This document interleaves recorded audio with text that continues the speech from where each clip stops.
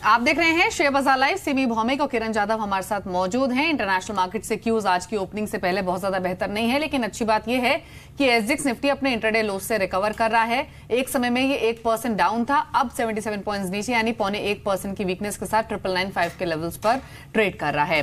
Break में जाने से पहले हमने 3 बड़े अर्निंग्स की बात की जो कि मार्केट क्लोज होने के बाद है, जिनमें आईसीआईसीआई बैंक, आईटीसी और ओएनजीसी है। अंचल की से हमने रेटिंग जानी, एक्सपर्ट से कमेंट्स भी लिया, ब्रोकर हाउसेस की रिपोर्ट्स आपको बता देते हैं। साक्षी ये रिपोर्ट्स लेकर हमारे साथ मौजूद हैं। साक्षी, आईटीसी, ओएनजीसी और साथ ही आईसीआईसीआई बैंक और इसके साथ एक डॉक्टर रेड्डीज भी ऐड कर लेते हैं क्योंकि कल मार्केट क्लोजिंग से पहले इसके नंबर्स आते हैं। चारों पर ब्रोकर हाउसेस का व्यू क्या है? एब्सोल्युटली, शुरुआत आईटीसी के साथ करते हैं। दीपाली, न्यूम्यूरा ने यहाँ पर रिपोर्ट जारी की है, बाय रेटिंग को बरकरार रखा है, लक्ष्य हालांकि ट्रिम जरूर किया है, 389 से घटाकर अब लक्ष्य 356 दे दिया है। जीएसटी में जो अब बदलाव हुए हैं उसको लेकर यहाँ पर लक्ष्य डेफिनेटली ट्रिम किया गया है। इसके अलावा बहुत इंपॉर्टेंट अर्निंग्स आए मारुति के और यहाँ पर 3 बड़ी रिपोर्ट्स हमारे पास आई हैं और काफी बुलिश टारगेट्स के साथ। आपको बताते हैं सबसे पहले सीएलएसए की रिपोर्ट, जहां पर लक्ष्य उन्होंने 8100 से सीधा बढ़ाकर 9230 कर दिया। उनका मानना है क्वार्टर 1 सुस्त रहा है, डेफिनेटली शुरुआत वीकनेस के साथ हुई है लेकिन आउटलुक अभी भी मजबूत है। मॉर्गन स्टैनली का भी यही मानना है कि वो अभी भी ओवरवेट रेटिंग को बरकरार रखते हुए 87-84 का टारगेट देखते हैं। मार्जिन पर जो दबाव है वो काफी टेम्पररी और ट्रांजिटरी है, कोई भी गिरावट खरीदारी का मौका हो सकता है। न्यूम्यूरा ने मारुति पर क्या कहा है ये भी देख लेते हैं। बाय रेटिंग को बरकरार रखा है, लक्ष्य अपवर्ड रिवाइज किया है, 8824 से अब बढ़ाकर लक्ष्य 8993 कर दिया। उनका मानना है FY 17 से 19 पे देखें तो सालाना आधार पर 13.5% तक की वॉल्यूम ग्रोथ यहां पर देखने को मिल सकती है। आईसीआईसीआई बैंक की बात करी आपने, यहां पर सीएलएसए ने अपनी रिपोर्ट जारी की है नतीजों के बाद, बाय रेटिंग को बरकरार रखा है, लक्ष्य यहां पर 380 का दिया है। एसेट क्वालिटी फ्रंट पर कुछ जो इंप्रूवमेंट देखने को मिला है उसकी वजह से काफी पॉजिटिव है, आगे जाते हुए शेयर की री-रेटिंग की भी उनको संभावना है। इसके अलावा डॉक्टर रेड्डीज के नतीजे आए, कॉशियस नतीजे, और यहां पर सीएलएसए ने अपनी रिपोर्ट जारी की है। FY 18-19 के लिए ईपीएस अनुमान 32% से लेकर 43% तक भी घटा है। कमजोर नतीजों के बाद यह अनुमान घटाया गया है, बाय से घटाकर रेटिंग सेल कर दी है, लक्ष्य को भी डाउनवर्ड रिवाइज किया है, 2390 का सीएलएसए यहां पर टारगेट दे रहा है। ठीक है, ये कुछ एक रिपोर्ट्स नतीजों के अलावा भी होंगी ना साक्षी? एब्सोल्युटली, 2 और रिपोर्ट्स आई हैं हमारे पास डिम्पी। एलएनटी पर मॉर्गन स्टैनली ने अपनी रिपोर्ट जारी की है, आज नतीजे भी आने हैं। यहाँ पर वेट एंड वॉच के मोड पर रहना होगा हमें, ओवरवेट रेटिंग को अभी भी बरकरार रखना है और यहाँ पर 1427 का उन्होंने टारगेट दिया है। मजबूत ग्रोथ का उनको अनुमान है, कंस्ट्रक्शन में जो डिमांड को लेकर वो पॉजिटिव ट्रिगर डेवलप हो सकता है इस कंपनी के लिए, उसे डेफिनेटली देखना होगा। HSBC ने जो टाटा मोटर्स पर रिपोर्ट जारी की है उसका भी फटाफट से आपको लक्ष्य बता देते हैं। यहाँ पर बाय रेटिंग को बरकरार रखा है, लक्ष्य दिया है 550 का। ठीक है, इंटरेस्टिंग। एलएनटी के अर्निंग्स आए नहीं है लेकिन अच्छे अर्निंग्स की होप में पहले ही ओवरवेट रेटिंग एलएनटी को मिल गई है। नंबर्स कैसे रहेंगे वो थोड़ी देर में बताएंगे, लेकिन शुक्रिया आपका साक्षी ये रिपोर्ट्स बताने के लिए। किरण, हमने आईसीआईसीआई बैंक पर तो आपके कमेंट्स लिए, लेकिन एक कमेंट मुझे आपका चाहिए आईटीसी पर। Numbers in line with expectations रहे हैं, टुवर्ड्स बेटर साइड ही हैं, यहाँ पर क्या व्यू आप लेकर चलेंगे? और दूसरा डॉक्टर रेड्डीज, जिसके नंबर्स मार्केट आज के दौरान ही आ गए थे लेकिन ज्यादातर ब्रोकरेज हाउसेज ने टारगेट को रिड्यूस किया है इसका, और साथ ही एडीआर भी यूएस में 8% के स्लाइड के साथ क्लोज हुआ। तो क्या ये 4% की वीकनेस और एक्सटेंड कर सकती है आज के सेशन में, कीपिंग इन माइंड कि ऑलरेडी सेंटिमेंट्स वीक हैं? चलिए आईटीसी पे बात करेंगे दीपाली जी। मेरा मानना है कि 280 बहुत ही अहम सपोर्ट है, ये टूटना नहीं चाहिए। 280 से लेके 275 ये बहुत इंपॉर्टेंट सपोर्ट बैंड है। जिस दिन वो नेगेटिव जीएसटी के बारे में न्यूज आई थी इसमें भी यही बॉटम किए थे। अगर ये बॉटम निकल जाता है तो टेक्निकल पैटर्न बहुत खराब हो जाएंगे, पर अगर चार्ट पैटर्न देखते हैं तो मुझे लगता है कि इधर एक अच्छा सपोर्ट मिल जाएगा और वापस एक बार अच्छी खासी तेजी देखने को मिलेगी ओवर पीरियड ऑफ टाइम। पर 295 एक अहम लेवल है जिसके 295 एक अहम लेवल है जिसके ऊपर मैं एग्रेसिवली तेजी करने की सलाह दूंगा। मेरे टारगेट उस लेवल के ऊपर करीबन 318-320 के देखने को मिल जाने चाहिए in a couple of weeks from the breakout time.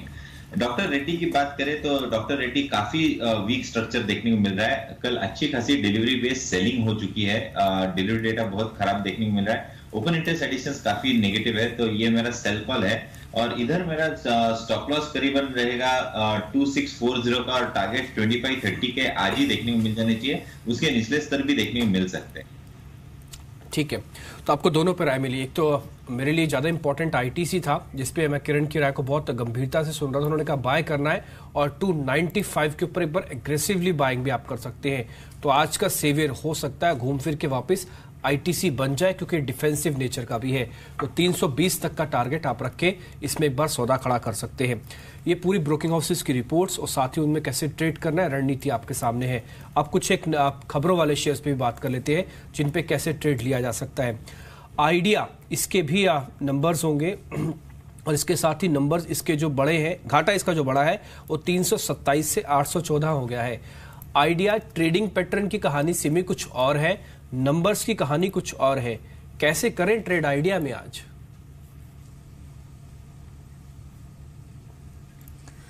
Dimpy, chart में थोड़ा सा स्ट्रेंथ दिख रहा था, एक रिकवरी का सिग्नल था, पर कल का जो ब्रेकडाउन था मुझे लगता है कि वो आज एक्सटेंडेड हो सकता है।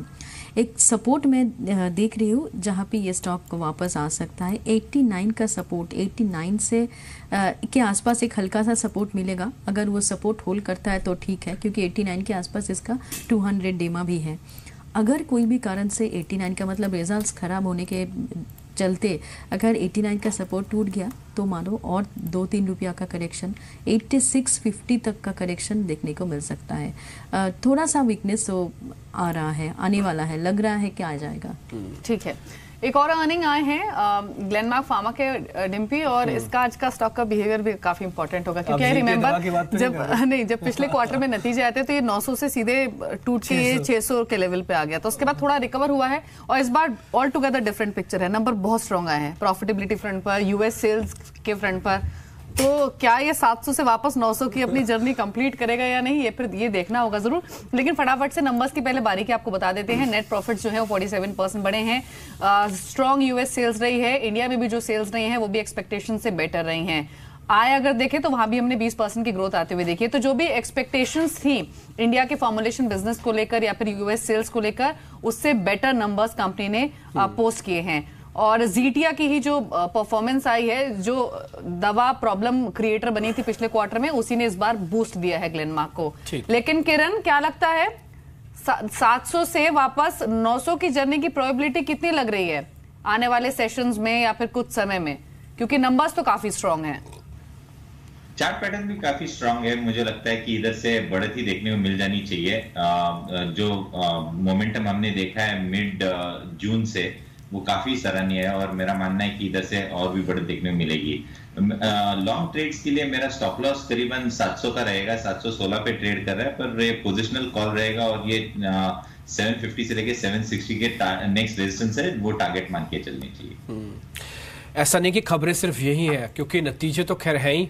बायकॉन के नंबर्स कैसे थे और साथ ही 2 शेयर ऐसे कौन से थे जिसपे न्यूज थी, ये बताने के लिए हमारे साथ पूजा जुड़ चुके हैं। पूजा बताए बायकॉन के नंबर्स कैसे थे और साथ ही 2 खबरों वाले शेयर। जी, बायोकॉन के नंबर्स की बात करें तो काफ़ी कमज़ोर नंबर्स इस तिमाही देखने को मिले हैं।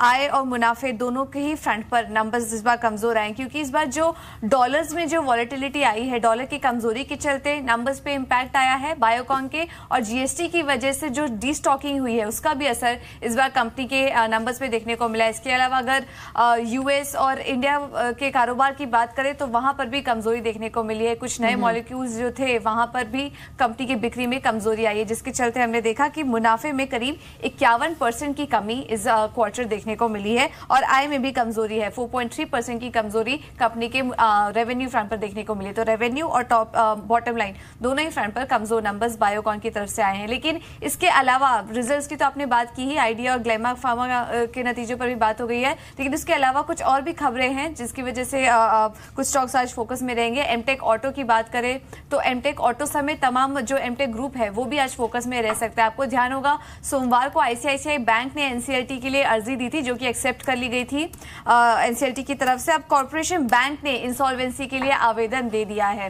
बता दें कि एमटेक ऑटो पर करीब 14,000 करोड़ रुपए का कर्ज है, जिसमें कि ज्यादातर एक्सपोजर कॉर्पोरेशन, आईडीबीआई और एसबीआई जैसे बैंकों का है। तो अब एसबीआई के बाद कॉर्पोरेशन बैंक की तरफ से इस तरह का स्टेप लिया गया है, जिसकी वजह से ये स्टॉक फोकस में रहेगा। हल्की कमजोरी इस स्टॉक में देखने को मिल सकती है। और इसके अलावा वेदांता और डेक्कन गोल्ड माइंस, ये दो स्टॉक आज खबर में है। यहाँ पर खबर आ रही है कि वेदांता अब डेक्कन गोल्ड माइंस में हिस्सा खरीद सकती है प्रमोटर से। इनका जो प्रमोटर है उनका करीब 26 से 27% का स्टेक है डेक्कन गोल्ड माइंस में, तो वो हिस्सा वेदांता खरीदती हुई नजर आती है। बातचीत अभी शुरुआती स्टेज में है, डेवलपमेंट्स अब वेटेड रहेंगी, लेकिन आज ये खबर आई है जिसके चलते ये दो स्टॉक्स आज फोकस में रहेंगे। और इन दोनों स्टॉक्स में से लगता है डिम्पी डेक्कन गोल्ड शायद एक आउट परफॉर्मेंस दिखा है आज के सेशन में। लगा दे यूजुअली तो ये ऐसा ही मूव देता है कि जब कोई खबर आती है तो ये सीधे 10-20% चलकर ही मानता है। तो आज थोड़ा सा शेयर पे ध्यान रखिएगा। सीबी एक बार देखेंगे आप डेक्कन गोल्ड माइंस को, 44 का है आज। इसी एक पॉजिटिव ऐसा ही शेयर दिख रहा है छोटे शेयर्स में से, जो बहुत अच्छा चल सकता है आज।